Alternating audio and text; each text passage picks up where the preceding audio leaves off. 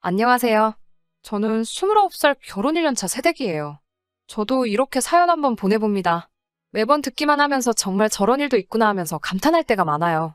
사실 제 이야기가 여기 올라온 다른 사연들에 비하면 조족지혈일 수도 있지만 그래도 나눠보고 싶은 이야기라 용기 내서 이렇게 사연 한번 적어봤어요. 남편하고는 8살 차이가 납니다. 요즘 신혼부부 치고 나이차가 조금 많이 나는 편이죠. 신랑하고는 5년 정도로 꽤 오랜 기간 연애를 했습니다. 연애 초반에는 신랑의 나이가 31살로 여전히 나이 차이는 있었지만 사회적으로는 많은 편이 아니었어요. 신랑이 워낙 젊게 사는 사람이기도 하고 장난기도 많은 편이라 세대 차이 같은 거는 느껴본 적이 없어요. 그러다 보니 연애 초기에는 결혼을 전제로 만났다기보다는 그냥 서로가 좋아서 시작한 연애였습니다. 그런데 해가 지나면 지날수록 신랑은 사이좋아 보이는 커플들을 보면 저 사람들은 결혼을 한 사람들일까? 라고 물으며 결혼에 대한 의지를 조금씩 보이기 시작했어요. 프로포즈는 받지 못했지만 그런 신랑의 모습에 저도 27이면 슬슬 결혼 생각도 해야 할 나이였으니 이 남자라면 평생을 같이 해도 되겠다는 생각이 들게 되어서 저희는 연애 3년 차부터는 결혼을 전제로 만나는 연애를 시작하게 되었습니다. 주변을 둘러봐도 신랑만한 남자가 없다고 생각하기도 했고 만나온 기간이 길어서 그랬나 정도 많이 들었으니까요. 결혼을 전제로 만남을 가지다 보니까 자연스럽게 양가 부모님하고도 얼굴을 트게 되었어요. 상견례 날이 잡히기 전까지 양가 부모님들끼리 만난 적은 없지만 신랑과 저는 양가 부모님들하고 많은 시간을 보냈어요. 친정은 지방이라 그렇게 자주 찾아뵙지는 못했지만 시댁은 비교적 가까운 곳에 위치해 있었기 때문에 그만큼 자주 찾아뵈었습니다. 신랑의 장난기를 그대로 물려주신 것만 같은 재미있고 위트 있으신 시아버지와 조용하시지만 시원시원하게 할 말 다 하시는 시어머니가 저는 정말 좋았어요. 결혼 준비를 하면서 그렇다 할 큰 문제도 없었습니다.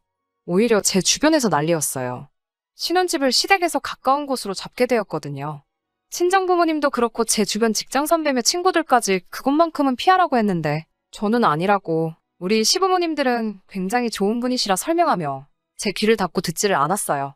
신랑의 나이도 있고 해서 이세 계획이 급하게 있었기 때문에 아이가 생기면 케어를 해주신다는 시어머니의 말씀 아래 주변에 만류해도 신혼집은 시댁 근처로 잡게 되었습니다.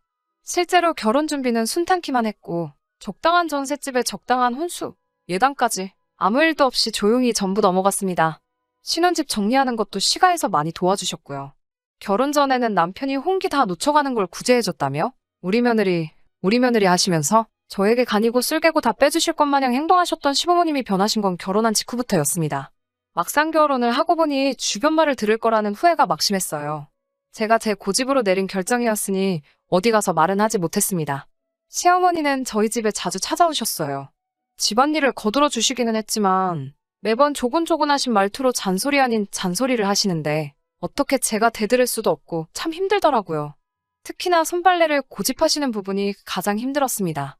결혼 전에는 항상 집도 깔끔하게 정리돼 있고 빨래도 손빨래로만 하신다는 말에 참 대단하시다고만 생각했는데 막상 제가 하려니 아주 죽을 맛이더라고요. 시어머니가 언제 찾아오실 줄을 모르니 일부러 빨래를 저녁 늦게 해볼까 싶어서 모아놓으면 어김없이 전부 꺼내오셔서 같이 손빨래를 도와주시고 아침 일찍부터 세탁기를 돌리고 있다가 그걸 들키는 날에는 한참 동안 잔소리 아닌 잔소리를 들어야 했어요. 이럴 거면 혼수로 세탁기는 왜 샀는가 싶고 하지만 그것도 시간이 지나면서 손에 익게 되니 별거 아니더라고요. 신랑이 퇴근하고 나면 양말이나 수건 같은 것들은 직접 빨라고 시키니 다음날에 빨래거리도 별로 없고 이불이라든지 큰 빨래 같은 건 일부러 하지 않고 남겨두면 시어머니가 오시는 날에는 도와주시기 때문에 오히려 그 점을 이용했어요. 하루는 욕조에서 같이 이불을 밟고 있는데 시어머니가 저에게 먼저 어떻게 너네는 올 때마다 이불 빨래가 있냐며 이제 힘들어서 이불 빨래는 못 도와주시겠다고 하더라고요. 그래서 제가 어머님 요즘 세탁기가 얼마나 잘 나오는데요. 결혼할 때 산 게 최신형 모델이라 참 좋은 거예요. 그러면 앞으로 빨래는 세탁기로 할게요. 라고 말씀드렸는데 잠깐 고민하시더니 금세 포기하시더라고요. 조금 마음에 안 드는 듯한 눈치셨지만 저는 이제 빨래로 스트레스 받을 일이 없어져서 너무 좋았어요. 나름대로 불편한 상황을 재치 있게 넘어가고 있는 와중에 저를 가장 서운하게 만드는 것은 따로 있었어요. 시어머니가 자주 찾아오시는 만큼 저희도 시댁에 자주 방문을 했어야 했습니다. 결혼 전에는 술 드실 때마다 말씀이 많으신 데다가 재밌기까지 하셔서 그 모습이 유쾌하다고만 생각했던 시아버지의 그 모습은 변함이 없으셨어요. 단지 술 마시는 날이 너무 잦으신 게 문제였어요. 거기서 끝나면 다행인데 늘 술만 드시면 신랑에게 전화를 걸어 술 심부름을 시킨다던가 우리 부부를 불러 집에 와서 같이 한잔하고 가라고 자주 저희를 부르셨습니다. 시아버지가 또 그냥은 술을 드시는 분이 아니셨기 때문에 항상 술자리는 진수성찬이었어요.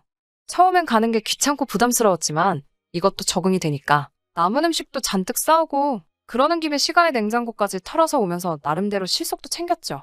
저는 저 나름대로 불편했던 점들을 좋은 게 좋은 거라는 마음으로 나름 재치 있게 풀어나가고 있다는 생각을 했는데 시어머니는 저의 그런 점이 얄미웠던 건지 마음에 안 드셨나 봐요. 제가 아이를 가질 계획에 결혼 후에는 술을 입에도 가져다 대지 않았는데 어느 날부터인가 그런 제 모습을 보면서 그렇게 저희가 시댁에 찾아간 날이면 저를 따로 식탁으로 부르셨어요. 남편하고 시아버지는 거하게 차려진 술상에서 술을 주거니 받거니 하고 계시는 동안 저는 시어머니와 식탁에 마주보고 앉아 따로 식사를 하게 되었어요. 우리는 술도 안 먹으니까 이거나 먹자고 하면서 따로 식사를 준비하셨더라고요. 그런데 식탁 위에는 누가 봐도 전날 드시던 음식들이 올라와 있었습니다. 어떤 날에는 아예 대놓고 이건 어제 한 거라고 먹어도 괜찮은 거라고 하시면서 저에게 잔반 처리를 계속해서 시키셨어요. 남편은 이따금씩 제 눈치를 보면서 술 마시다 말고 식탁에 기웃대면서 저에게 와서는 자기야, 뭐 먹어? 하면서 제가 먹고 있는 잔반들을 쓱 보고는 맛있어 보인다고 말하고 한 입씩 바꿔 먹겠냐며 제 밥그릇 위에 한 움큼 덜어주고 가거나 아예 그릇째로 들고 와서 제 입에 넣어주기도 했어요. 시어머니는 완전 새모눈을 떠서 그런 저희를 노려보셨는데 그러면 제가 어머님 아직 저희 신혼이잖아요 하면서 너스레를 떨었죠. 그 모습에 분해하시는 듯한 시어머니 반응을 보니 이건 이제는 시어머니와 저 사이에 남들은 눈치채지 못하는 작은 기싸움 같은 걸로 변해 있었습니다. 대놓고 나쁜 시어머니 역할은 신랑이 항상 제 편을 들어주니 못하시는 것 같았고 사사건건이 아주 작은 일들만 가지고 트집을 잡으셨어요. 신랑도 이 상황을 알고 있기는 했지만 괜히 자기가 껴들어서 시어머니와 제 사이가 나빠지는 것도 원치 않았고 저도 그 심정이 이해가 되어서 신랑에게는 별다른 말을 하지는 않았습니다. 지난 추석이었어요. 시국이 그렇다 보니 온 가족이 모이기는 힘들 것 같아서 저희는 먼저 친정을 방문했어요. 친정은 거리도 있고 한데다가 아주버님네가 먼저 방문하시면 사람이 너무 많을 것 같아서 내린 결정이었습니다. 친정에서 이틀을 보내고 집에 돌아와 짐을 풀고 시댁으로 향했습니다. 시댁에서 시간을 보내고 저녁 식사 시간이 되니 명색이 명절이라고 전날에 이것저것 준비하셨더라고요. 갈비찜에 잡채에 맛있는 음식들이 많았지만 저는 대번에 이 음식이 저를 위한 게 아니란 걸 눈치챌 수 있었어요.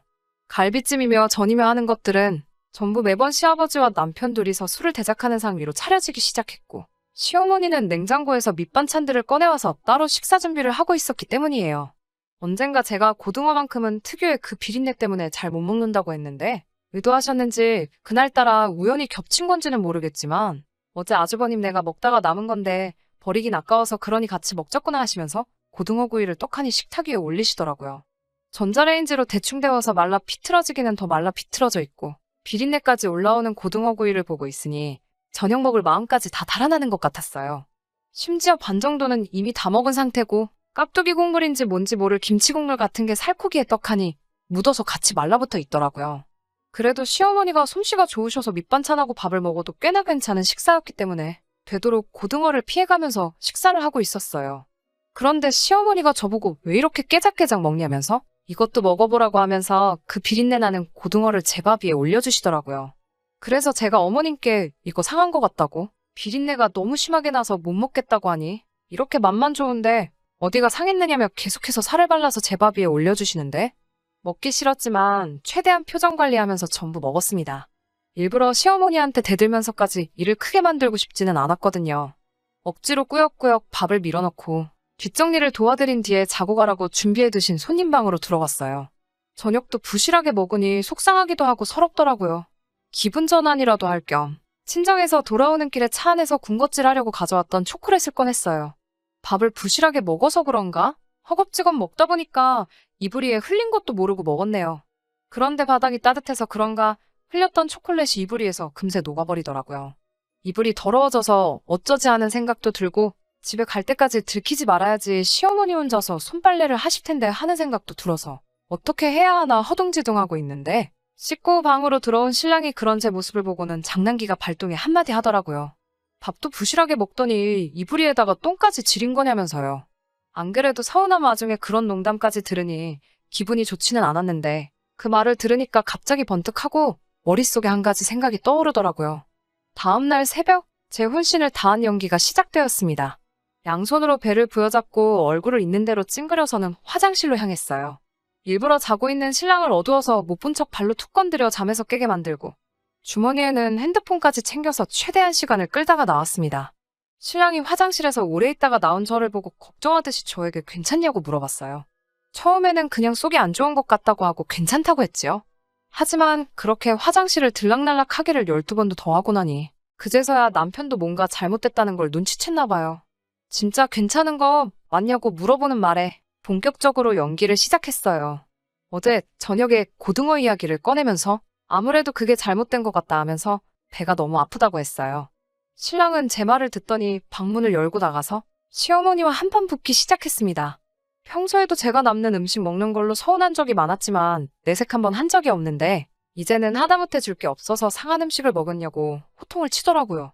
이쯤 되니 상황을 지켜보기만 하시던 시아버지도 옆에서 거들기 시작했어요. 그게 뭐 아깝다고 음식물 쓰레기를 애한테 줘서 아프게 만드냐고 같이 한마디 하시더라고요. 시어머니는 돌발 상황에 어쩔 줄을 몰라 하시고 있고 제 눈치만 슬슬 보고 계셨어요. 아무래도 그 상황에서 제가 어제 먹은 것 때문에 그런 게 아니라고 말해주기를 바라셨나 봐요. 하지만 그렇게는 할 수 없었죠. 왜냐하면 전날까지 지내고 온 게 친정이었는데 친정에서 저한테 상한 음식을 먹었을 리가 없잖아요. 처음엔 연기였는데 두 사람이 갑자기 제 편이 되어서 시어머니를 몰아세우니 제가 연기에 소질이 있던 건지 아니면 그동안 쌓인 게 많았는지 거기서 갑자기 눈물이 저도 모르게 뚝뚝 떨어졌어요.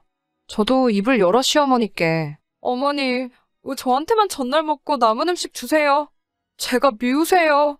저도 갈비찜 너무너무 좋아해요. 이러면서 엉엉 울었죠. 그 와중에 있지도 않고 울다 말고 화장실로 다시 달려들어갔습니다. 화장실 안에서 상황을 듣고 있자니 시어머니가 두 사람 앞에 쩔쩔매시면서 그게 잘못될 리가 없는데 하고 계시고 시아버지는 애가 저 지경이 됐는데 잘못될 리가 없긴 뭐가 없냐면서 그동안도 너무했다고 신랑이 친정 가서 잠밥 먹고 돌아오면 너는 그게 기분이 좋겠냐면서 시어머니를 계속 몰아붙이시더라고요. 신랑이 병원 데려간다고 저를 데리고 나와 차에 탔는데 병원 쪽으로 가다 말고 신랑에게 이제 좀 괜찮아진 것 같다고 집에 가서 쉬고 싶다고 하고 집에 가서 두 다리 쭉 뻗고 아주 꿀잠 잤어요. 추석 이후로는 시어머니가 집에 오신다거나 새아버지가 따로 부르신다던가 하는 일은 전혀 없었습니다. 방해받지 않고 오롯이 둘만의 시간을 보내니 이제 진짜 신혼생활을 하는 것 같고 너무 좋았습니다. 엊그저께 신정날 따로 연락은 없으셨지만 이번엔 저희가 먼저 시댁으로 찾아뵈었어요. 식사 준비도 도와드리고 저는 자연스럽게 식탁에 앉았는데 시어머니가 아가 이쪽으로 오너라 하면서 웬일로 새 음식 차려놓은 자리로 저를 부르시더라고요. 시댁 식구와 마주 앉아 밥을 먹고 있는데 시어머니께서 저에게 사과하셨어요. 사사건건이 시어머니 이겨 먹으려는 제가 괘씸해서 그랬다는 뼈 있는 말을 빼놓지는 않으셨지만 자기도 말로 하면 될 것을 유치하게 먹는 것 가지고 그랬다고 저에게 먼저 사과하시더라고요. 저도 시어머니께 제가 저드렸어도 됐는데 제 신보가 너무 고약했다고 같이 사과드리고 그렇게 훈훈하게 새해를 맞이했답니다. 다른 사연들을 듣다 보면 아주 집안을 풍비박산을 내버렸는데 저는 그럴 용기도 없고 애초에 그렇게 해결하고 싶지는 않았어요. 이제 화목해진 저희 가족에게 앞으로 무궁한 안녕과 번영이 있기를 기도하면서 사연 들어주신 모든 분들도 새해 복 많이 받으세요.